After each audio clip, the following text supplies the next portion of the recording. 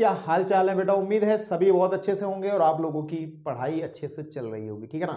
Class 9th के बड़े ही important chapter के साथ आज मैं आपके सामने हूं और आज हम लोग बात करेंगे प्रश्नावली जो इस चैप्टर की है, प्रश्नावली 7.1, क्योंकि ये 7th चैप्टर आपका रहता है क्लास 9th के अंदर, तो इसी हिसाब से ये 7.1 जो एक्सरसाइज है उसका मैं इंट्रोडक्शन आपके सामने करूंगा। और ये आई थिंक इंट्रोडक्शन इस चैप्टर का पहला वीडियो है। तो त्रिभुज जो कि नाम है, बहुत ही जरूरी चैप्टर है। ट्राइंगल बहुत ही अच्छे नंबरों का ये चैप्टर क्लास 10 में भी होता है। जो आप बोर्ड की परीक्षा देने जाएंगे तो इसके बहुत सारी चीजें आपके काम आनी है। अगर इस चैप्टर को आप अच्छे से नहीं समझ पाए तो वहां पे आपको दिक्कतें होंगी, कंफर्म होंगी। तो बेहतर है कि आप लोग क्लास 9th के इस चैप्टर को अच्छे से थोड़ी सी इज्जत देते हुए, है ना, इज्जत समझते हो ना, कि थोड़ा सा इसमें इसका मान सम्मान रखते हुए इसको आप करें, ठीक है। तो बेसिकली ट्राइंगल जो त्रिभुज है, अब त्रिभुज के बारे में बात क्या कीजिए। त्रिभुज तो हमारा बचपन का साथी है, बचपन से हम इसको पढ़ते आ रहे हैं, छोटी क्लास से ही पढ़ लिया था कि कैसा त्रिभुज होता है ना। 3 भुजाओं वाला त्रिभुज होता है ना। और बेसिक डेफिनेशन अगर हम बात करें कि अगर मेरे पास में 3 रेखाएं, कोई 3 रेखाएं इस तरीके से कट करती हुई जा रही हैं आपस में, कि एक मेरे को एक मुझे ये बंद आकृति प्राप्त होती है। जब 3 रेखाएं आपस में कट कर रही हूं तो मुझे एक बंद आकृति प्राप्त होती है, क्लोज फिगर, है ना, अंग्रेजी में कहते हैं क्लोज फिगर। तो ये जो क्लोज फिगर है यही हमारा त्रिभुज होता है ना, यही त्रिभुज होता है। तो इतनी जानकारी तो सबको है। त्रिभुज अंग्रेजी में ट्राइंगल कहते हैं। अंग्रेजी टर्म्स भी ध्यान रखो क्योंकि आगे आप पढ़ोगे लाइफ में, तो अंग्रेजी बहुत जरूरी है। अब इस त्रिभुज के अंदर बेटा इसके कुछ खास अंग होते हैं, कुछ बातें होती हैं, वो आपको पता है इतनी चीजें, लेकिन एक बार रिपीट करते हैं ताकि चैप्टर शुरुआत से अच्छे चले। जैसे मेरे पास सपोज कर लीजिए कि ये एक ट्राइंगल है, एक त्रिभुज है और ये ए पॉइंट है, इसका ये वाला कोना, ये ए है, ये बी है और बेटे ये सी है। तो इन जो ये ए कोमा बी कोमा ये जो तथा सी जो है, इनको हम कहते हैं शीर्ष। क्या कहते हैं? शीर्ष, है ना। अंग्रेजी में इसको कहते हैं वर्टिसेस, वर्टिसेस, ठीक है। वर्टेक्स तो एक हो गया, वर्टिसेस आई ई एस वर्टिसेस आपके पास में, ठीक है। और त्रिभुज के अंदर 3 कोण होते हैं। जैसे एक कोण ये हो गया, एक कोण ये हो गया, एक कोण ये हो गया। तो कोण ए, कोण बी तथा कोण सी, ये आपके पास में इसके कोण होते हैं, ठीक है ना, आपके पास में एंगल होते हैं अंग्रेजी में। और इसकी 3 भुजाएं होती है, जैसे ए बी हो गई, है ना, आपके पास में बी सी हो गई, और तथा एक और आपके पास में हो गई ए सी हो गई, यानी कि ये वाली भुजा, ये वाली भुजा और ये वाली भुजा। तो ये होती हैं इसकी भुजाएं, ये इसके अंग हैं, पार्ट्स हैं इसके। ये अगर कोई कहे कि ट्राइंगल के कितने पार्ट्स हैं, तो बेसिकली हम जिन पे ज्यादा जोर देते हैं वो नीचे वाले 2 चीजें होती हैं। एक तो इसके कोणों के बारे में हम ज्यादा बातचीत करते हैं, क्वेश्चन इसी पे डिपेंड करता है, और भुजाओं पर भी बहुत ज्यादा डिपेंड रहते हैं। और ये शीर्ष हैं, इसको भी याद रखें, वर्टिसेस जो होते हैं वो भी याद रखने हैं। तो बेटे ये तो एक बेसिक सी बात हुई ट्राइंगल को लेकर के, है ना। लेकिन अब इस कहानी को हमने जो हमने अगली जो आपकी क्लास पढ़ी है आप लोगों ने, आप आर्ट में से आए हैं सभी, कोई जंप तो करके नहीं आया होगा, है ना। तो सब लोग आर्ट से आए, तो वहां पे 7-8 में हमने एक चीज और पढ़ी थी, और उस चीज को भी थोड़ा बता देते हैं ताकि आपको याद आ जाए। मेरा मेन मकसद यही चीजें आपको पता होंगी, कंफर्म पता होंगी, लेकिन मेरा मानना यह है कि आपको अगर मैं थोड़ा सा अच्छे से याद करा दूं आज, है ना, तो अच्छी बात रहेगी। तो त्रिभुज के जो प्रकार होते हैं, इस चीज पे थोड़ा सा अगर ध्यान दिया जाए, त्रिभुज के प्रकार, टाइप ऑफ ट्राइंगल्स, ठीक है ना। तो त्रिभुजों के जो प्रकार होते हैं उनको 2 तरीके से हम डिस्कस करते थे। बड़ा फटाफट चीजें को समझेंगे, ज्यादा डिटेल नहीं जाएंगे। सबसे पहला जो होता था आपके पास में होता था भुजाओं के आधार पर, है ना, कि भुजाओं के आधार पर, ठीक है, भुजाओं के आधार पर, यानी कि अगर भुजाओं को आधार मान के त्रिभुजों का क्लासिफिकेशन किया जाए, त्रिभुजों की अलग अलग कैटेगरी बनाई जाए तो क्या बनेगी। और एक होता था मेरे पास में बेटा कोणों के आधार पर। किसके? कोणों के आधार पर। तो बेटा ध्यान से इनको थोड़ा सा आपको पता भी होगा, मैं एक बार रिकॉल कर रहा हूं, अगर पता है तो थोड़ा सा वीडियो को स्पीड तेज करके आप देख लें, लेकिन मेरा मानना ये है कि ऑडियंस जो है, यानी कि आप लोग स्टूडेंट्स जो हैं, हर कैटेगरी का स्टूडेंट है, तो मैं सबके लिए ऐसा प्रयास करता हूं कि सबको चीजें समझ में आए हैं, है ना। ऐसा ना रहे कोई कि सर ने वो चीजें छोड़ दी थी, उसको इन चीजों के लिए कहीं और दौड़ना पड़े, तो इसी में सब मिल जाए तो बढ़िया है। तो भुजाओं के आधार पर जो सबसे पहला त्रिभुज होता था वो होता था समबाहु त्रिभुज, ठीक है, समबाहु त्रिभुज। और इसके अंग्रेजी में भी थोड़े से नाम ध्यान रखने जरूरी हैं, ठीक है। समबाहु त्रिभुज को अंग्रेजी में हम कहते थे इक्विलेटरल, क्या कहते थे, इक्विलेटरल, लेटरल, ठीक है, इक्विलेटरल ट्राइंगल, ठीक है। आपको कंफर्टेबल है अंग्रेजी में तो याद रख लें, नहीं तो आप अभी छोड़ सकते हैं इन चीजों को, कोई दिक्कत नहीं है। अगली क्लासेस के अंदर जब आप सीखोगे तो अपने आप याद हो जाएंगे। तो समबाहु त्रिभुज की खास बात ये होती थी, एक ऐसा त्रिभुज होता था जिसकी सारी भुजाएं, जैसे ये ए है, ये बी है, ये सी है, ज्यादा डिटेल से नहीं लिखेंगे, वैसे इसका पूरा डिटेल लिखा जा सकता है लेकिन हम इतना नहीं चर्चा करेंगे। इसमें सारी साइड्स बराबर होंगी, कि बेसिकली अगर ये 5 सेंटीमीटर की है तो ये भी 5 सेंटीमीटर की होगी, 5 सेंटीमीटर की होगी, तो ये समबाहु त्रिभुज की। दूसरा जो आता था आपके पास में बेटा वो होता था समद्विबाहु, समद्विबाहु, है ना।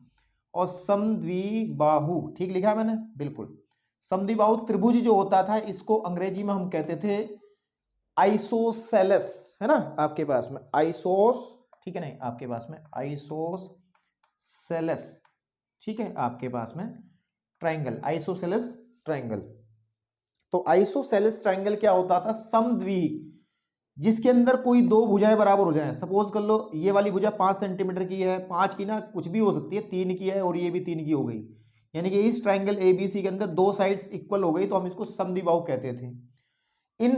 इसी जाति का एक, इसी कैटेगरी का एक तीसरे नंबर का होता, मैं इधर लिख देता हूं, है ना, वो होता था विषम बाहु, है ना। आपके पास में कौन सा होता था बेटा, विषम बाहु, विषम नहीं विषम बाहु, विषम बाहु। अभी चलेंगे, सब डिस्कशन होगा। अंग्रेजी में इसको कहते थे स्केलन, स्केलन, ठीक है, आपके स्केलन ट्राइंगल। और अगर कोई ट्राइंगल ऐसा मिल जाता था जिसकी सारी साइड्स जो हैं वो अलग अलग हो, ये 5 हो गई, ये 3 हो गई, ये 4 हो गई, है ना, आपके पास में, यानी कि जिसकी सारी की सारी साइड्स बेटा बराबर ना हो, अलग अलग हो, तो ये हो गया विषम बाहु। मतलब कोई भी समान नहीं है, विषम है सारी की सारी। विषम का मतलब ये नहीं कि सारी संख्या विषम होंगी, विषम मतलब अलग अलग होने से है ना, विषम शब्द का अर्थ अलग अलग होने से है।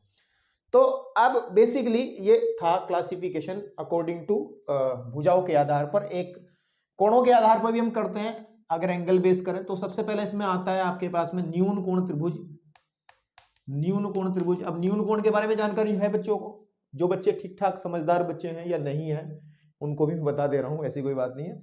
न्यून कोण का मतलब वो कोण जो 0 डिग्री से बड़ा, 90 से छोटा होता है, इतना आपको पता ही है। न्यून कोण त्रिभुज कैसा होगा, न्यून कोण त्रिभुज कैसा होगा, इसको अंग्रेजी में कहते हैं एक्यूट, एक्यूट एंगल ट्राइंगल, है ना, आपके पास में, या एक्यूट ट्राइंगल भी खाली कहते हैं, कोई दिक्कत नहीं है, ट्राइंगल भी कह सकते हैं आपके पास में, कि जिस त्रिभुज के अंदर सभी कोण न्यून कोण रहे होंगे, यानी कि सभी कोण न्यून कोण का मतलब है कि सभी कोण 0 से बड़े और 90 से छोटे रहे होंगे, तो उस कैटेगरी वाले को, जैसे इसका सपोज कर लो ये 30 डिग्री है और बेटा ये, है ना, आपके पास में ये 30 है, ये सपोज कर लो ये 70 है ना, तो और ये 80 हो गया, तो आप देख पा रहे हैं कि तीनों की तीनों कोण जो है वो न्यून कोण है, तो हम इजीली इसको कह देंगे कि न्यून कोण त्रिभुज है। इतना क्लियर है। और दूसरी कैटेगरी होती है आपकी इसी तरीके से, वो होती है अधिक कोण त्रिभुज, है ना, अधिक कोण, ठीक है ना, आपके पास में दिख रहा है कैमरे में, जरा एक बार चेक कर लूं, फ्रेम में आ भी रही नहीं सब चीजें, हाँ बहुत बढ़िया से आ रही हैं, आपको दिख रही हैं, आप नोट भी कर रहे होंगे, ठीक है। तो अधिक कोण त्रिभुज को अंग्रेजी में कहते हैं obtuse, obtuse triangle, obtuse angle triangle, angle triangle, है ना। तो ये चीजें ध्यान रखें। तो उसमें एक कोण आपका अधिक होगा, और अधिक कोण कौन सा होता है, वो सभी कोण जो 90 से बड़े, ठीक है ना, और 180 से छोटे होते हैं, वो सभी अधिक कोण है। जैसे सपोज कर लो इसमें ये 135 डिग्री का कोण आया है, तो ये अधिक कोण त्रिभुज बनेगा। इस तरीके की आकृति का बनता है जिसमें एक कोण 90 से ज्यादा हो जाता है।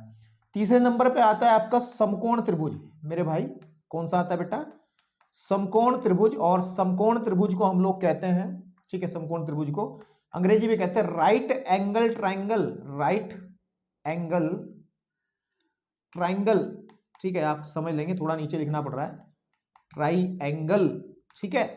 तो अगर राइट समकोण आपको पता ही है वो कोण जो 90 डिग्री का होता है। तो बेसिकली हम लोग बात करते हैं कि अगर किसी त्रिभुज के अंदर वी गेट एक कोण हमें 90 का मिल जाता है तो आसानी से हम कह सकते हैं बेटा कि ये एक समकोण त्रिभुज है। ठीक है, बेसिकली ये बहुत सारी जानकारी हमने दी है ट्रायंगल को लेकर के। तो ट्रायंगल की ये जानकारी जरूरी थी क्योंकि क्लास 9th में आए हो क्लास 8 से, तो ये आपने 7 और 8 में पढ़ा होगा, तो कोई बात नहीं। तो मैं अब इसको रफ कर रहा हूं और अब हम लोग मूव करते हैं जो हमें बेसिकली पढ़ना है ना। हमारा जो क्लास 9th का चैप्टर है, हमें क्या पढ़ना है उसी पे हम लोग अब चलते हैं। कोई बात अच्छी लग रही हो तो उसको नोट कर लिया करें अपनी कॉपी में, जो आपको नहीं पता हो तो यही अच्छी बात होती है।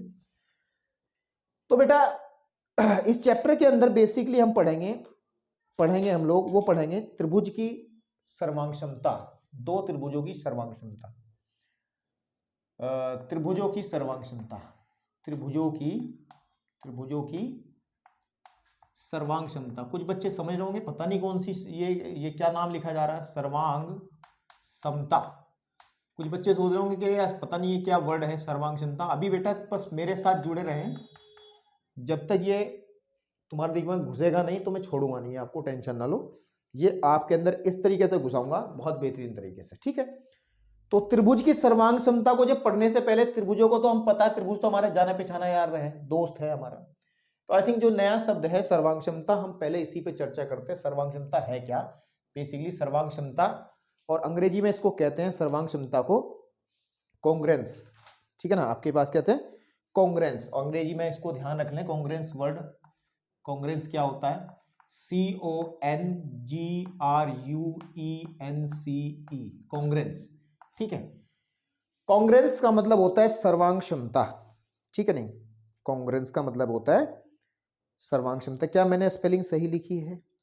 कॉन्ग्रेंस एक बार चेक कर लूं क्योंकि भाई पढ़ा रहा हूं यूट्यूब पे, मुझे थोड़ा सा इसमें कंफ्यूजन सा लग रहा है।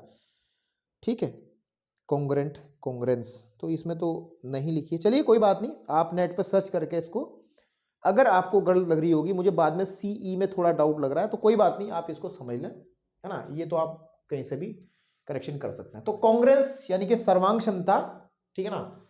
सर्वांग क्षमता जो है, जो सर्वांग क्षमता है, इसके दो पहलू हैं। सबसे पहले ये क्या है, हम लोग इस पर डिस्कस करेंगे। ठीक है, और दूसरा इसका एक पहलू है ताकि आपको इससे लगाव हो, इससे मोहब्बत हो, यानी कि इससे थोड़ा सा लगाव होना शुरू हो जाए, वो है हम क्यों पढ़ते हैं इसको, क्यों पढ़ते हैं, है ना, क्यों पढ़ते हैं। चौक मजेदार नहीं है, चौक जरा उठा लूं मैं अच्छी सी कोई। ठीक है, चलिए क्यों पढ़ते हैं, ये सबसे पहले क्या बात करते हैं, क्या है सर्वांग क्षमता, क्या है। देखिए अगर मेरे पास में, मैं आपको दैनिक जीवन के एग्जाम्पल से ही लेकर के बताते हैं। आप अगर एक चीज नोटिस करें कि जैसे आपके पास में आपकी किताब है, बेसिकली आप जो किताब NCERT की ले रहे हैं या रजिस्टर है, उसके जो पेजेस हैं उन सभी का साइज मतलब माप और उनकी शेप यानी कि आकार बराबर है। ठीक है, तो अब ये क्या है वाले में शब्द में अगर मैं जाऊं तो थोड़ी सी बात आपको बताऊं तो सर्वांग क्षमता सीधी बात ये है बेटा, सर्वांग क्षमता की सीधी सीधी संबंध ये है कि अगर समान माप तथा समान आकार, ठीक है, अंग्रेजी में कह सकते हैं same size and same shape. तो सेम साइज सेम शेप, अगर दो आकृतियों की आपके पास में, एक तो माप भी समान हो और आकार भी समान हो। आप कहोगे सर आकार और माप में कंफ्यूजन है, अभी क्लियर करता हूं। सपोज कर लो मेरे पास ये एक वर्ग है, ठीक है बेटा, और इस वर्ग की भुजा है 4 सेंटीमीटर। ठीक है, एक दूसरा वर्ग है जिसकी भुजा है 6 सेंटीमीटर, वर्ग ही है ये, वर्ग समझते हो ना, जिसकी चारों भुजाएं बराबर होती हैं। अब बेसिकली इनका आकार तो, जो इनका जो आकार है वो तो सेम है, दोनों एक ही जाति के हैं, वर्ग हैं, लेकिन इनकी माप अलग अलग है। तो अब माप और आकार में आपको अंतर समझ में आया होगा कि आकार का मतलब है कि ये भी वर्ग है, ये भी वर्ग है। हाँ, अगर मैं बात करता कि एक मेरे पास वर्ग है, दूसरा मेरे पास ट्रायंगल है, त्रिभुज है, फिर बात ही खत्म थी। माप की बात तो बाद में करते, आकार ही अलग है, इनकी जातियां ही अलग हैं, ये वर्ग है तो ये दूसरा त्रिभुज है। तो सर्वांग क्षमता के अंदर हम ये बात करते हैं कि ऐसे दो आकृतियां अगर आपको मिल जाएं, ऐसी दो आकृतियां आपको मिल जाएं जिनका आकार भी समान हो, है ना, आपके पास में आकार भी समान हो और माप भी समान हो। इसकी 4 सेंटीमीटर भुजा थी, ये भी 4 सेंटीमीटर की होगी, तो आप कह सकते हैं कि ये दोनों एक दूसरे के सर्वांगसम है, एक दूसरे के कॉन्ग्रुएंस है। बात मेरी समझ रहे हो ना? जनरली देसी भाषा में समझने के लिए अगर मैं उठा करके इस वाले वर्ग को उठा करके इस वाले वर्ग के ऊपर रखूं तो पूरा का पूरा ओवरलैप कर जाएगा। या एक बात और बात करें, जैसे मेरी ये हथेली है, ये वाली दूसरे हाथ की हथेली है, दोनों का आकार भी समान है, दोनों का आपके पास में साइज भी समान है। मैं अगर एक दूसरे के ऊपर ओवरलैप करूंगा और अगर मैं इधर से दिखाऊं आपको, जहां से मेरी घड़ी आपको दिख रही होगी, तो पिछले वाले हाथ की हथेली आपको दिखाई नहीं दे रही होगी, नहीं दिख रही है ना, पूरा कवर हो गया। ऐसे इधर से पूरा कवर हो गया। इसका मतलब ये है ये दोनों मेरे हाथ जो है वो सर्वांगसम है। अगर सर्वांगसम नहीं होते तो कहीं ना कहीं कुछ ना कुछ प्रॉब्लम मेरे हाथों में होती, तो ये सर्वांगसम है। और बात समझ में आ रही जो मैं कहना चाह रहा हूं? ठीक है। अगर मैं ऐसी बात करूं, एक घर में बात करूं, आपकी मम्मी बहन चूड़ी पहनती होंगी, उनके हाथ की चूड़ी का जो साइज होता है ना, ऐसा नहीं होता कि एक चूड़ी उसने छोटी पहन ली, एक चूड़ी उसने बड़ी पहन ली। आप देख पाते हैं चूड़ियों का जो साइज है, मैं तो यहां अलग अलग बना पा रहा हूं क्योंकि मैं इतना परफेक्ट नहीं बना पाऊंगा सामने। तो चूड़ी का जो साइज होता है वो भी सेम होता है। और चूड़ी एक वृत्त होती है, जो एक इसकी त्रिज्या रही होगी वो इसकी त्रिज्या रही होगी, तो जो हाथ में पहने जाने वाली चूड़ियां हैं वे भी एक दूसरे के सर्वांगसम होती हैं। सर्वांगसम शब्द का अर्थ अब आपको समझ में आ रहा होगा। एक चूड़ी को दूसरी चूड़ी के ऊपर रखेंगे तो ओवरलैप कर जाएगी, कोई भी चूड़ी ऐसे छोटी बड़ी आपको दिखाई नहीं देगी। ये आपको समझ में आ रहा होगा, ठीक है बेटा? और जनरली आप एक और एग्जांपल ले सकते हो अपनी लाइफ के अंदर, जैसे एटीएम कार्ड सबके घरों में होते हैं, सबके मम्मी पापा के पास में एटीएम कार्ड्स हैं। तो एटीएम कार्ड्स सभी बैंकों के जितने भी हैं वो सब सर्वांगसम है एक दूसरे के। अगर सर्वांगसम नहीं होते, आप उठा के देख लेना, कोई क्रेडिट कार्ड हो या कोई आपके पास एटीएम कार्ड हो, तो उसको आप एक कार्ड को दूसरे कार्ड के ऊपर रख के देखना, तो बेटा आपको समझ में आएगा कि हाँ दोनों सर्वांगसम है। अगर सर्वांगसम नहीं होते तो हर एक एटीएम कार्ड के लिए एक अलग मशीन होती, क्योंकि उस सर्वांग क्षमता के हिसाब से ही मशीन सेट की जाती है। इसीलिए सभी बैंकों के एटीएम कार्ड और एक ही मशीन में इस्तेमाल किए जा सकते हैं। तो दैट्स ऑल, ये है सर्वांग क्षमता। ऐसी त्रिभुजों के अंदर भी हम लोग पढ़ेंगे कि अगर मेरे पास में दो त्रिभुज हैं और इन दो त्रिभुजों का आकार तो समान है ही है, इसमें तो कोई दो राय नहीं है, ठीक है ना, लेकिन माप जो है वो भी समान हो जाए, ये भुजा इसके बराबर, ये भुजा इसके बराबर, ये भुजा इसके बराबर, और एंगल्स भी बराबर हो जाए, ये एंगल इसके बराबर, ये एंगल इसके बराबर, ये एंगल इसके बराबर, तो ये दोनों सर्वांगसम कहलाएंगे। लेकिन इस बात को जो अभी बताई है मैंने, इसको बहुत डिटेल से पढ़ना, इतने हल्के में लेकर के इसको नहीं निकल जाएंगे, हम बहुत आराम से इसको अच्छे से स्टडी करेंगे।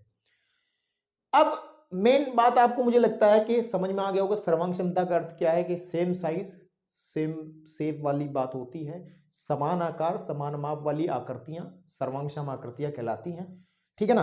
तो चलिए अब एक बात मैंने बताई थी कि इसको क्यों पढ़ते हैं, इस पे भी चर्चा कर लें। ऐसी क्या मजबूरी है हमें इतने खतरनाक टॉपिक पढ़ने को मिलते हैं, छोटे छोटे बच्चों की जान ली जाती है इस मामले में। तो बेटा पढ़ने का इसका कारण यह है कि इसका दैनिक जीवन में बहुत यूज है। अगर बेसिकली हम बात करें, अभी मैंने एटीएम की बात करी है, एक एटीएम का साइज निर्धारित कर लिया जाता है कि इतना एटीएम का साइज रहेगा, तो इसी तरीके से हम अन्य एटीएम को भी बना सकते हैं और उनके साइज को सेम रख करके हम मशीनों में दिक्कत नहीं आती, मतलब मशीनें फिर अलग अलग लगाने की आवश्यकता नहीं पड़ेगी, हमें एटीएम का साइज एक रखो और बस काम बन जाएगा। फिर अभी आपके घरों में बाइक्स हैं, किसी के पास में कोई बाइक है, किसी के पास में कोई है, अलग अलग कंपनियों की है। प्रत्येक बाइक का जो, अगर आपके बाइक का सपोज कर लो कि पहिया खराब हो गया, बाइक का आपके पहिया खराब हो गया, व्हील खराब हो गया बाइक का, ठीक है, तो आप ये नहीं करोगे जाकर के जैसे जूते पहनने जाते हो जी, मुझे 4 नंबर का मुझे 8 नंबर का जूता आता, वहां जाके सिर्फ नाम बताओगे जी मेरे को ना मेरी बुलेट का जो है वो रिंग जो है जो भी है पहिया खराब हो गया मुझको चाहिए। तो वो क्या करेंगे, उन्होंने पहले ही इस सर्वांग क्षमता के कॉन्सेप्ट का इस्तेमाल करते हुए एक ही साइज के बहुत सारे आपको पहिए बना रखे होंगे, तो वो आपको उठा करके, लो भाई बुलेट क्या चाहिए ये ले जाइए उठा करके, बात समझ पा रहे हो? सर्वांग क्षमता का इस्तेमाल ये है, बहुत जगह होता है सर्वांग क्षमता का इस्तेमाल। आपकी प्रिंटिंग मशीन होती है या प्रिंटर जो होता है उसके अंदर आपने देखा कि A4 साइज का पेपर ही काम में आता है ना, मैक्सिमम, है ना। तो सारे पेपर्स एक जैसे होते हैं, सर्वांगक्षम होते हैं। तो सर्वांगक्षमता का यूज दैनिक जीवन में बहुत है, इसलिए हम इसको स्टडी करते हैं और इतना इसके बारे में जान लेना काफी है। अब हम बढ़ते हैं अपना जो मेन टॉपिक है बेटा, अब हम बढ़ते हैं अगले अपने मेन टॉपिक की तरफ। और मेन टॉपिक क्या है जो हम इस चैप्टर के अंदर पढ़ेंगे, वो पढ़ेंगे त्रिभुजों की सर्वांग क्षमता, ठीक है ना। त्रिभुजों की सर्वांग क्षमता, ठीक है, सर्वांग क्षमता, ठीक है। अब वैसे मैं अभी थोड़ी देर पहले एक चीज और समझा सकता था, जो सर्वांगक्षम शब्द है इससे भी बहुत सारी चीजें, ठीक है ना, आपके पास में सर्वांग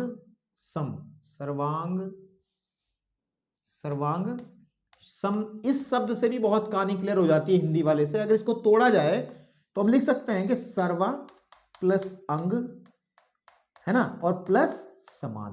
तो मेरे बेटे आप क्या लग रहा कि ऐसी आकृति जिनके सर्वा मतलब सभी, अंग मतलब हिस्से, भाग, माप, है ना, समान होती है तो वो सर्वांगक्षम होते हैं। तो नाम से भी आप इसको थोड़ा सा याद रख सकते हो, तो ये भी बड़ी आसान है। तो हम बात करते हैं त्रिभुजों की सर्वांगक्षमता, यानी कि कॉन्ग्रुएंस ऑफ, अंग्रेजी में कहते हैं कॉन्ग्रुएंस ऑफ, ठीक है, कॉन्ग्रुएंस, आपके पास में स्पेलिंग इस बार देख लेते हैं, हाँ, कॉन्ग्रुएंस ऑफ ट्राइंगल्स, ठीक है, आपके पास में। अब देखना, खेल अब शुरू होता है मेरे भाई, खेल क्या शुरू होता है? अब शुरू होता है, ठीक, ओके। हम लोग इस टॉपिक को समझने के लिए बहुत ताकत लगाएंगे, ध्यान दो, आप लोगों को भी ध्यान लगाना पड़ेगा क्योंकि थोड़ी सी टेक्निकल चीज है, और अगर ये अभी समझ में आ गई तो जिंदगी बहुत आसानी से, यानी कि ये चैप्टर बहुत आसानी से गुजरेगा। नहीं तो भाई ये कंफर्म है कि इसमें थोड़ी बहुत मामला कंफ्यूजन में चला गया, मतलब है बहुत आसान यार, इसमें कोई दिक्कत नहीं है, इसमें कोई दो राय नहीं है कि है बहुत आसान, लेकिन कई बार कुछ टीचर्स इसको बहुत कॉम्प्लिकेटेड करके समझा देते हैं, बहुत ज्यादा कठिन बना के समझा देते हैं, तो वो दिक्कतें आती है। लेकिन दिक्कतें नहीं आएंगी, हम समझा रहे हैं तो आपको कोशिश करते हैं बड़े सिंपल तरीके से आपको समझाने का प्रयास करते हैं, ठीक है। तो अभी हमने बात की थी कि सर्वांग क्षमता के अंदर क्या बात होती, सेम साइज और सेम शेप की बात हुई थी। तो अगर सपोज कर लो कि मेरे पास दो ट्रायंगल हैं, लेट्स सपोज कि मेरे पास दो ट्रायंगल हैं, एक ए है, एक बी है और एक सी है। दूसरा ट्रायंगल मेरे बेटे मेरे पास में है, इसको मैं नाम दे दे रहा हूं पी है, और ये मेरे पास क्यू है और ये आर है, ठीक है। और मैं ये मान के चलता हूं कि माना, मैं अभी मान के चलता हूं समझाने के लिए, माना जो त्रिभुज मेरे पास एबीसी है ना, एबीसी है, वो सर्वांगक्षम है। ये निशान लगा रहा हूं ना मैं, ये निशान जो लगा रहा हूं, जैसे ये निशान बराबर का होता है, आपने पढ़ा है, ये निशान जोड़ का होता है, ये घटाने का होता है। तो इसी तरीके से दो लाइन बनाने के ऊपर एक उसके ऊपर एस को आराम करा दो, एस ऐसे ऐसे ऐसे, ये हवा सी चलती हुई दिखा दो, समझ में आ रही है? जूम करके देख लूं ऐसे करके, तो ये जो है ये सर्वांगक्षमता का निशान है। तो अगर त्रिभुज एबीसी सर्वांगक्षम है, त्रिभुज पी क्यू आर के, तो भैया हमने बात कही है, तो क्या होगा? सर्वांगक्षम, सर्वा अंग समान। तो कौन कौन से अंग समान होंगे? थोड़ा सा मैं टेंशन आप लोगों से चाहूंगा इस पॉइंट पे कि ध्यान से देखेंगे, ए जो कोण है वो कोण पी के बराबर होगा, ध्यान रखना, क्योंकि त्रिभुज के 6 अंग मुख्यतः हम डिस्कस करते हैं, 3 भुजाएं और 3 कोण, 6 चीजें होती हैं, तो बस इन्हीं पे बात करनी है आपको, है ना। तो जैसे ए जो है मेरे पास में, जो कोण ए है, यानी कि कोण ये वाला जो ए है वो कोण पी के बराबर होगा इस सर्वांगक्षमता वाले कॉन्सेप्ट के हिसाब से। कोण बी जो है, ये जो बी है वो क्यू के बराबर होगा, तो यानी कि ये जो बी है ये आपका क्यू के बराबर होगा अकॉर्डिंग टू दिस कॉन्ग्रुएंसी, यानी कि इस हमने माना है ना इसको ऐसा, अभी लिखेंगे भी, टेंशन ना लो। और मेरे भाई मेरे बच्चों ध्यान से सुनो कि जो सी है हमारे पास में, जो सी है इस पे हैश बना लो, ये सी जो है आर के बराबर होगा। इट मीन्स ये वाला एंगल, ये वाला एंगल, ये वाला एंगल मेरे भाई इस वाले एंगल के बराबर हो जाएगा। अगर ऐसा है तो, अगर ऐसा है तो कोण ए इज इक्वल टू कोण पी, कोण बी इज इक्वल टू कोण क्यू, इज एंगल भी कह सकता हूं अंग्रेजी, angle C is equal to angle R. और साथ ही साथ ध्यान देंगे एक बात को बहुत ध्यान से सुनेंगे। कोण ए के सामने की भुजा कौन सी है? बीसी। कौन सी है? बीसी। वो बराबर होगी किसके? क्योंकि कोण ए के ए का दोस्त कौन है? ए का भाई कौन है? ए के बराबर कौन है? पी है। तो इस ये वाली भुजा बराबर होगी इस वाली भुजा के। निशान लगा लो ना, इसमें क्या समस्या है? देखो कोण एक ए पे मैंने एक लाइन बनाई है समझाने के लिए, तो इसके सामने वाली भुजा पे भी मैंने एक लाइन लगाई है। बी पे मैंने दो लाइंस बनाई हैं, तो बी के सामने वाली भुजा पे भी मैंने दो लाइंस बनाई हैं। और सी के सामने मैंने तीन लाइन बनाई है।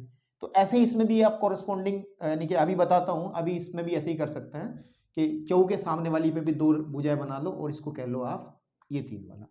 तो सीधी बात है कि एक लाइन वाला एक के बराबर होगा, बीसी बराबर हो जाएगा क्यू आर के। मेरे बेटे समझ में आ रही है बात?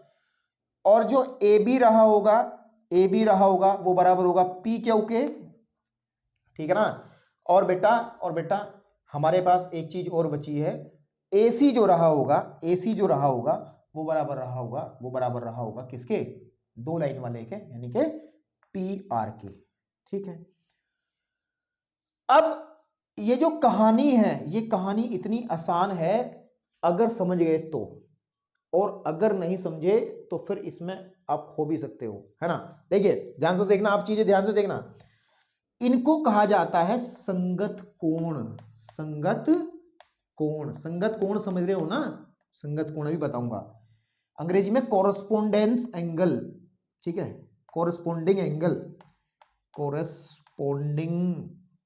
ठीक है ना, कॉरेस्पोंडिंग एंगल्स, ठीक है। और ये जो चीज है इनको कहते हैं संगत भुजाएं। संगत भुजाएं यानी कि कॉरेस्पोंडिंग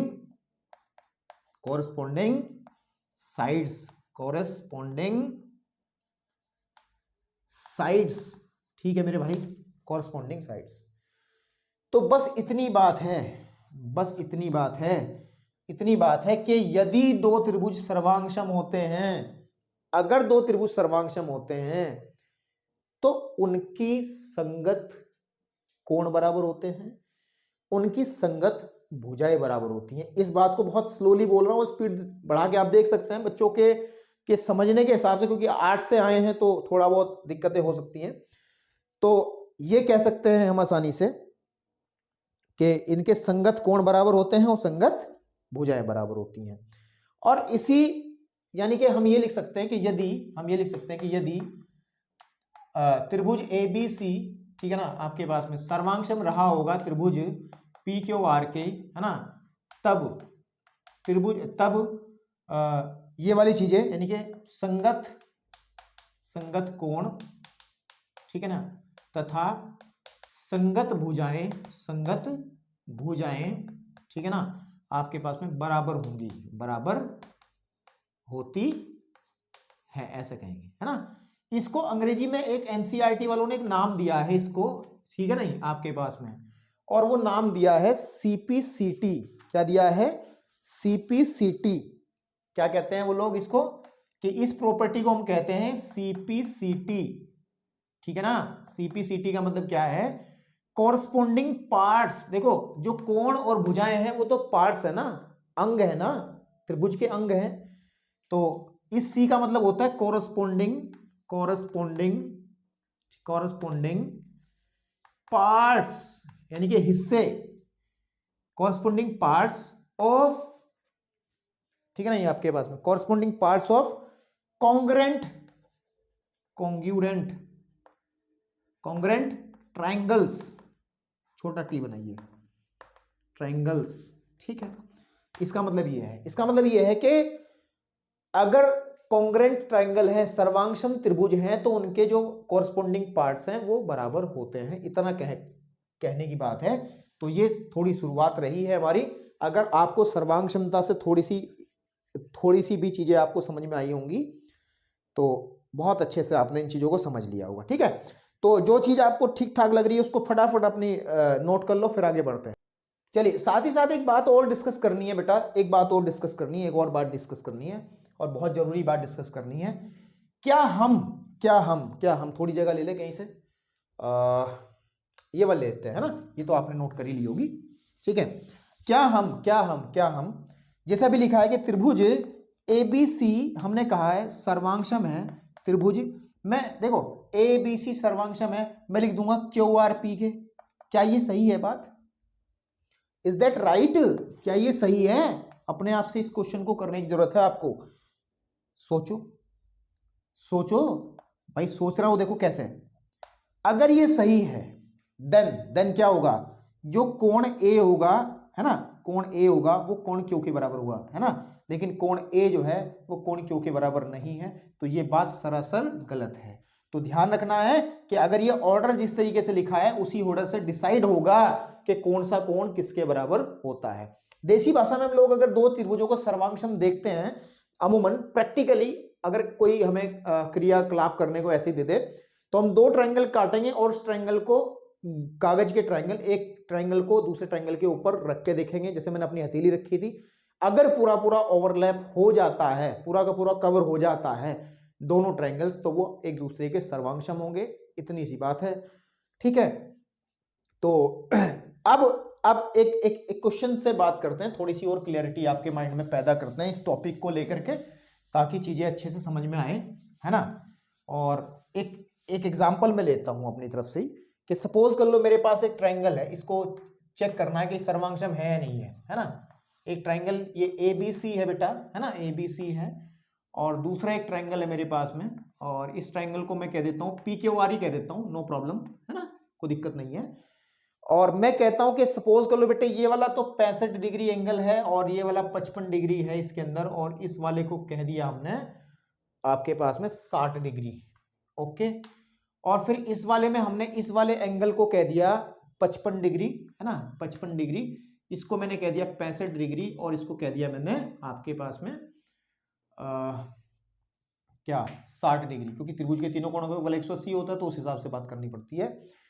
और सपोज कर लो ये वाली साइड इसकी 6 सेंटीमीटर है, ये 5 है, ये 6 है, और इस वाले को हम लोग सपोज कर लेते हैं 4 है, तो ऐसे ही यहाँ पे इसको 6 मान लिया, इसको 4 मान लिया, इसको मैंने 5 मान लिया। कि अब ये 5 सेंटीमीटर भी हो सकती है, मीटर भी हो सकती है, तो मैंने ऐसे अभी समझाने के लिए लिख रहा हूँ, मात्रक नहीं लिख रहा हूँ, तो उसमें ज्यादा मेरे को बेवकूफ मत बताना, है ना। चलिए, तो अब मुझे ये चेक करना है, चेक करना है क्या चेक करना है कि क्या ये दोनों त्रिभुज जो दिए गए हैं सर्वांगसम है, और सर्वांगसम है तो किस तरीके से लिखे जाएंगे और क्या क्या इनके जो मेन बातें होंगी वो क्या होंगी। तो बेटा अब ध्यान दो, यही चीज समझने की है। तो एंगल A आप देख पा रहे हैं इस वाले ट्रायंगल के अंदर वो 65 डिग्री है, तो ये 65 डिग्री किसके बराबर है, एंगल Q के बराबर, तो एंगल Q के बराबर हो गया। मेरे भाई समझ में आ रही है बातें?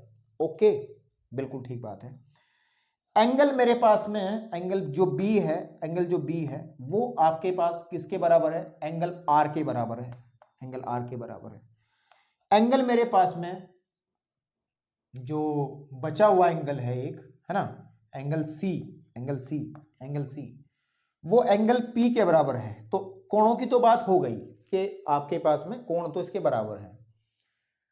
आकार, अब इसके हम लोग देखते हैं भुजा कैसे देखते थे कि A के सामने की भुजा, यहां पर 65 के सामने की भुजा कितनी है, BC है, 65 के सामने की भुजा BC है, यहां पे 65 के सामने की भुजा कौन सी है, PR है, और देखो ध्यान से ये भी 6 है, ये भी 6 है, इसका मतलब ये भी बराबर है दोनों। और मेरे बेटा ध्यान से देखना कि 60 के सामने की भुजा 5 है, यहां भी 60 के सामने की भुजा 5 है, दोनों बराबर हैं, यानी कि AC बराबर PQK है। और यहां पर 55 के सामने की भुजा AB है, और यहां पे 55 के सामने की भुजा 4 है, जो मैंने अभी बताया था। चाहे निशान भी लगा सकते हो, इसमें मैंने निशान यूं नहीं लगाया क्योंकि इन्होंने इसकी माप पहले ही दे दी, वो 4 4 है, तो ए बी जो है, ए बी जो 4 है वो आपकी आर क्यू के बराबर हो जाएगी या क्यू आर के बराबर हो जाएगी, कुछ भी कह सकते हैं।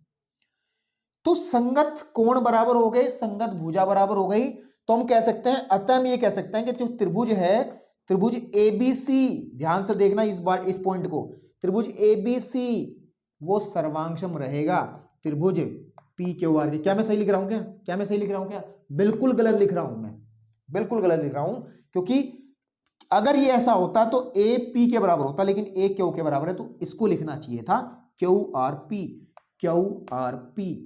मेरे बेटे समझ में आ रही है बात? अब सही है, अब कांटे के निशान हटाओ, अब सही है यार। मेरी ऑडियो भी जा रही है नहीं कैमरे के अंदर, ऑडियो तो जा रही है, हाँ ठीक है, ओके ओके। तो ये बात हुई है मेरी, ये बात हुई है कि दोनों त्रिभुज आपस में सर्वांगसम है, और सर्वांगसम है तो बात बढ़िया है, अगर सर्वांगसम नहीं है तो फिर बात खराब है। इसी तरीके से हम लोगों को इस क्वेश्चन के अंदर तो सीधी सीधी बात ये रही है कि दो त्रिभुज दिए हैं, उसके 6 के 6 पार्ट दे दिए, तीनों कोण दे दिए, तीनों भुजाएं दे दी, तो देखना आसान रहा कि हाँ ऐसा हो सकता है या नहीं हो सकता, देखना आसान रहा है कि ये दोनों त्रिभुज सर्वांगसम हो सकते हैं या नहीं हो सकते, ऐसा हम देख पा रहे थे। लेकिन अब जो क्लास 9th के अंदर जो बातें होंगी ना बेटे, वो बड़ी भयानक बातें होने वाली हैं, और उन भयानक बातों को बहुत मजाक के तरीके से, बहुत मस्ती से करेंगे, है ना, बहुत आसान तरीके से, मूड से करेंगे। हमें अब आपको इसके अंदर क्या था, इसके अंदर क्या था, इसके अंदर इन दोनों के अंदर हमें 6 इंफॉर्मेशन गिवन थी, 6 इंफॉर्मेशन आप देख पा रहे हो ना, 6 इंफॉर्मेशन, 6 सूचनाएं दी गई थी कि 3 कोण और 3 भुजाओं की सूचना उन्होंने दी थी, और उसके आधार पर हमने ये वाली बात कही है। लेकिन मेरे बेटा अब हम लोग बात करेंगे, अगर ट्राइंगल्स के अंदर 3 ये 6 सूचना दे करके, सपोज कर लो ये एंगल मेरे 55 डिग्री का दिया है ना, और ये वाली भुजा 5 दी है, ये 4 दी है, सपोज कर लो ये एंगल मेरा 55 डिग्री का दिया है, और ये भुजा मेरे को 5 दी है, ये मेरे को 4 दी है, और आपको कहा जाए अब चेक करके बताओ, बड़े धुरंधर बन रहे थे तो आप चेक करके बताओ क्या दोनों त्रिभुज सर्वांगसम है या नहीं है, कॉन्ग्रेंट है या नहीं है, कॉन्ग्रेंसी प्रूव करो। अभी के नॉलेज के हिसाब से आप जो बात करोगे वो इतनी बात करोगे कि सर हमारे पास इतना डाटा नहीं है, मतलब कहोगे सर हम नहीं चेक कर सकते, क्योंकि आप सिर्फ चेक कर सकते हो तब जब आपको 6 चीजें दी गई हों, तीनों कोण दिए गए हों, तीनों भुजाएं दी गई हों। लेकिन अब यही खेल करना है मेरे भाई, यही खेल करना है। अब हमें ऐसी कंडीशन वाले त्रिभुजों को प्रूव करने के लिए कि ये सर्वांगसम है अथवा नहीं है, इसके लिए हमें 5 चीजें पढ़नी होती हैं, और 5 क्राइटेरिया पढ़ने होते हैं, 5 कसौटियां पढ़नी होती हैं, जिनको बारी बारी से मैं आपको समझाऊंगा, और उन पर कुछ क्वेश्चंस आपको कराएंगे। वो 5 कौन कौन सी होती हैं? वो होती है SAS, सास। आप लोगों को ऐसा लग रहा होगा, नहीं ऐसा नहीं है। इस S का मतलब होता है भुजा। क्या होता है? S मतलब साइड। S का मतलब समझे गए? S का मतलब होगा साइड, और साइड को हिंदी में कहते हैं भुजा। A का मतलब रहेगा आपके पास में एंगल, ठीक है, क्या रहेगा? एंगल, और जिसको हिंदी में कहते हैं कोण। तो SAS का मतलब सीधा सीधा ये है कि भुजा, इसका मतलब है भुजा, कोण, भुजा। ये पहला क्राइटेरिया आपका है।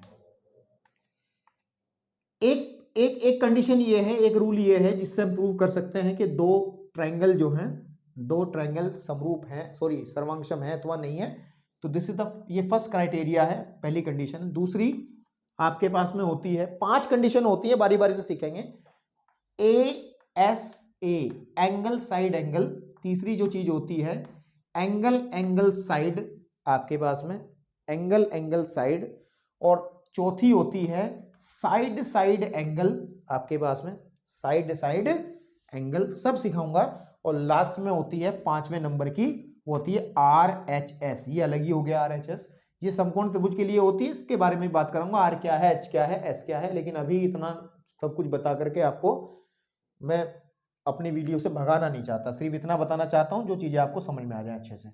तो RHS समझ में आई बात? तो हम लोग आज बात करते हैं इस टॉपिक पर, इसको क्लियर करते हैं, देन आगे बढ़ेंगे। मुझे लगता है अब तक की चीजें आपको अच्छे समझ में आई होंगी, तो एक क्वेश्चन के माध्यम से और कुछ चीजें हम लोग बताते हैं, ठीक है।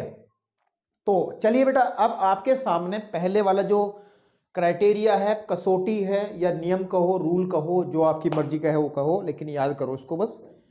क्या है कि उन्होंने कहा है पहली कसौटी के दो त्रिभुजों को समरूप दिखाने की, वो क्या है, इसका नाम होता है SAS, सर्वांग क्षमता नियम। तो अच्छा, एक बात और ध्यान दें कि जिन परिमेयों का प्रूफ आपके लिए जरूरी है मैं उन सबको लेकर के चलूंगा, लेकिन कुछ परिमेयों का प्रूफ करने की आवश्यकता नहीं है, और उनको प्रूफ करने के लिए आप परेशान ना हो, क्योंकि आप 9th में हैं, तो चीजें रिजल्ट कुछ ज्यादा मतलब आपको रिजल्ट याद रखने हैं सिर्फ, तो इसका जरूरी नहीं है, तो उसका प्रूफ नहीं करेंगे, प्रूफ है भी नहीं इसका। सही बात तो ये है, ये एक अभिग्रहित है। अभिग्रहित का मतलब ऑक्सिमम अंग्रेजी में कहते हैं कि जिनको ऐसे परिमाण, ऐसे रिजल्ट, ऐसे परिणाम कुछ जिनको हम सिद्ध नहीं कर सकते, लेकिन वो स्पष्ट दिखाई देते हैं कि हाँ यार ऐसा है। बात समझ में आ रही है? कि जैसे गुरुत्वाकर्षण वाला सिस्टम है कि आपको पता है कि प्रत्येक चीज नीचे गिरनी है, लेकिन सत्य है, प्रूफ नहीं कर सकते कि हाँ इसे सत्य सिद्ध करो, सत्य के सत्य सिद्ध करो, ऐसा भी हो सकता है। तो इसको हमें प्रूफ करने की जरूरत नहीं, जिसका प्रूफ हमें करने को कहा जाएगा और जो इंपॉर्टेंट रहेगा उसको जरूर करेंगे, ऐसी कोई बात नहीं है ना। तो बेटा इसने कहा है कि SAS सर्वांग क्षमता नियम ये कहता है कि अगर मेरे पास में दो त्रिभुज इस तरीके से हों, पढ़ लें, दो त्रिभुजों के सर्वांगक्षम होते हैं, दो त्रिभुज सर्वांगक्षम होते हैं यदि एक त्रिभुज की दो भुजाएं और अंतर्गत कोण दूसरे त्रिभुज की दो भुजाएं और अंतर्गत कोण के बराबर हो। मतलब क्या है, मतलब क्या है, इस शब्द को समझना जरूरी है, बाकी तो सब बढ़िया है, कोई दिक्कत नहीं है। देखिए अगर मैं इसको A कह लूं, इसको मैं B कह लूं, इसको मैं C कह लूं, अभी क्लियर करेंगे। तो ये दूसरा कोई एंगल में त्रिभुज ले लेता हूं, इसको मैं P कह दूं, इसको मैं Q कह दूं, इसको मैं R कह दूं, और मैं ऐसा कर देता हूं कि ये वाला जो कोण है ना बेटा, वो इस कोण के बराबर कह देता हूं, और उसने कहा कि दो भुजाएं बराबर है, और ये वाली भुजा ना इसके बराबर कह देता हूं, और ये वाली भुजा इसके बराबर कह देता हूं। अगर दो त्रिभुजों के अंदर दो भुजाएं बराबर हो, ये भुजा इसके बराबर है, ये भुजा इसके बराबर, उन दोनों भुजाओं के बीच में बनने वाला जो कोण है, इसका मतलब है बीच का मतलब जो इंटरनल एंगल है, अंतर्गत कोण का मतलब जो इन दोनों भुजाओं से मिलकर बना है, अगर वो भी बराबर हो, तो जो त्रिभुज है मेरे पास में ये वाला और ये वाला आपके पास में सर्वांगक्षम होगा। और सर्वांगक्षम कैसे होगा, क्योंकि ए के बराबर है ना, आपके पास में ए के बराबर है, और फिर अगर इसको ओवरलैप करेंगे इसके ऊपर ABC जो त्रिभुज होगा वो सर्वांगक्षम होगा त्रिभुज PQR के। ये ध्यान रखना है, इस कंडीशन को याद रखें कि त्रिभुज ABC सर्वांगक्षम होगा त्रिभुज PQR के। तो फिर क्या होगा, अगर ऐसा है, अगर ऐसा है, ऐसा अगर है, उसने कहा, पूरा लिख लेते हैं ना, पूरा लिखते हैं कि उसने कहा है यदि इस रिजल्ट को हम गणित के हिसाब से लिखते हैं, यदि AB बराबर है PQ के, ठीक है ना, आपके पास में कोण A बराबर है कोण P के, मतलब इस कोण की बात कर रहा हूं, और जो साइड है आपकी AC बराबर है बेटा किसके, बताइए किसके बराबर है, साइड AB AC बराबर है PR के। तो ये नियम ही तो है SAS नियम। तब हम कहते हैं, तब हम ये कहते हैं SAS सर्वांग क्षमता से हम ये कह सकते हैं, सर्वांग क्षमता से हम ये कह सकते हैं जो त्रिभुज ABC रहा होगा, ये जो त्रिभुज है ABC वो सर्वांगक्षम होगा त्रिभुज PQR के। और फिर आप अभी आपको इंफॉर्मेशन कितनी दी गई है, मात्र तीन इंफॉर्मेशन है, दो भुजाएं एक कोण। तो अब आपने इतनी बात समझ में आ गई आपको, तो अब आप यहां पे लिखेंगे, तब हम ये कह सकते हैं, तब हम कह सकते हैं कि कोण A तो बराबर कोण P के था ही, तो कोण B जो है बेटा वो किसके बराबर हो जाएगा, कोण Q के बराबर हो जाएगा, और कोण C जो रहेगा वो कोण R के बराबर हो जाएगा। और साथ ही साथ AB भुजा वो तो बराबर है ही PQ के, बताओ है नहीं है, और फिर BC भुजा वो QR के बराबर होगी, BC भुजा QR के बराबर होगी, है ना, और फिर AC भुजा जो होगी, AC भुजा वो PR के बराबर होगी, AC भुजा वो PR के बराबर होगी। चेक कर लो, संगत कोण भी बराबर हो गए, संगत भुजाएं भी। अगर आपको तीन इंफॉर्मेशन दी गई हैं तो आपको यह पता हो जाएगा कि ये दोनों त्रिभुज सर्वांगक्षम होंगे, और सर्वांगक्षम होंगे तो फिर सारे अंग समान होंगे, इसमें कौन सी बड़ी बात है भाई, क्लियरिटी आ गई। अब इसको थोड़ा सा और क्लियर करने के लिए एक एग्जांपल कराता हूं आपको, तो आपको अच्छी और अच्छे से फील होगा, थोड़ा सा और फील आएगा इसमें आपको। अभी चलिए बेटा, अब आपकी स्क्रीन पे ना एक एग्जाम्पल है जो कि मैंने अपनी तरफ से नहीं बनाया, एनसीईआरटी से ही है, इससे कोई बड़ी बात नहीं है। एनसीईआरटी किताब में एग्जाम्पल है, इससे क्लियरिटी और आ जाएगी जो हमने पढ़ा है उसको लेकर के। कह रहा आकृति है, आकृति मैंने बनाई नहीं, चलो अभी फटाफट बना देते हैं। आकृति एनसीईआरटी किताब हमारे पास में है ही है, यही बना लेते हैं ना।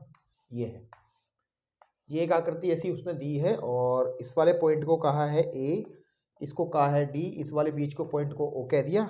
दो ट्राइंगल हैं, ये बी है और ये सी है। ये वाली साइड तो बराबर है इसके और ये वाली साइड बराबर है इसके, है ना, बस और फालतू बात नहीं कर रहा।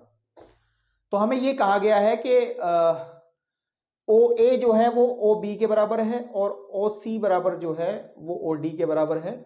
तो मेरे को इन दोनों त्रिभुजों को ए ओ सी, ए ओ सी, ए ओ नहीं, ए ओ सी नहीं भाई, ए ओ डी होगा ये वाला, ए ओ डी और बी ओ सी, यानी कि ये वाला और ये वाला त्रिभुज सर्वांग दिखाने हैं। तो करिए काम, कैसे करते हैं देखिए मैं बताता हूं। लिखिए कि त्रिभुज, आप पहले इसमें जो जो डाटा उपलब्ध है उसको लिखिए, पहले उसको लिखिए कि जो हमारे पास में ए ओ है, इस त्रिभुज की ए ओ, वो इस त्रिभुज की, दो त्रिभुज है ना, इस त्रिभुज की ओ बी के बराबर है ना आपके पास में।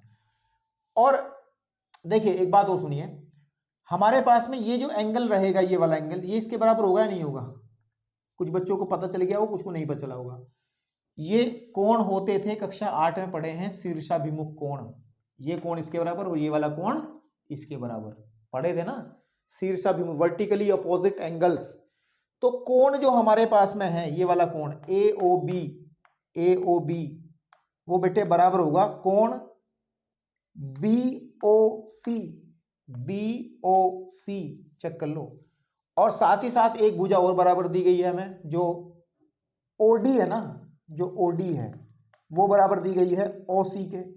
तो अभी अभी जो प्रॉपर्टी पढ़ी थी कि दो त्रिभुजों के अंदर हमारे पास अगर दो भुजाएं बराबर हो, बीच का एंगल बराबर हो, दो भुजाएं बराबर हो, बीच का एंगल बराबर हो, तो दोनों त्रिभुज सर्वांगसम हो जाएंगे।